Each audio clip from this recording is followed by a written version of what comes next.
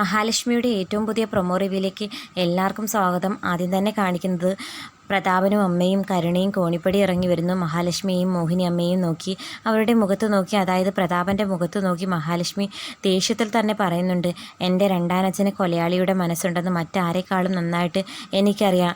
അത് കേട്ട് കലിയോടെ നിൽക്കുന്ന പ്രതാപനെ കാണിക്കുന്നുണ്ട്. പ്രതാപൻ്റെ മുഖത്ത് നോക്കി മോഹിനി അമ്മയും പറയുന്നുണ്ട്, ലക്ഷ്മി മോള് പറഞ്ഞത് സത്യമാ. അതോടെ പ്രതാപൻ്റെ കലി കൂടുന്നുണ്ട്. മോഹിനി അമ്മയെ മുഖത്തടിക്കാൻ വരുമ്പോൾ മഹാലക്ഷ്മി ഇടയ്ക്ക് കയറി തടയുന്നുണ്ട്. അതെല്ലാം കണ്ടു നിന്ന മുത്തശ്ശിക്കും ദേഷ്യത്തിൽ പറയുന്നുണ്ട്, ആ വീൽ ചെയറിൽ ഇരിക്കുന്ന ഒരുത്തനെ കണ്ടിട്ട് നീ കൂടുതൽ ഇളകി മറിയണ്ട കേട്ടോ എന്നൊക്കെ പറഞ്ഞ് മഹാലക്ഷ്മിയെ ഒന്നും കൂടി ദേഷ്യപ്പിടിപ്പിക്കുന്നുണ്ട്. പിന്നെ കാണിക്കുന്നത് കണ്ണനും മഹാലക്ഷ്മിയും പരസ്പരം സംസാരിക്കുന്നതാണ്.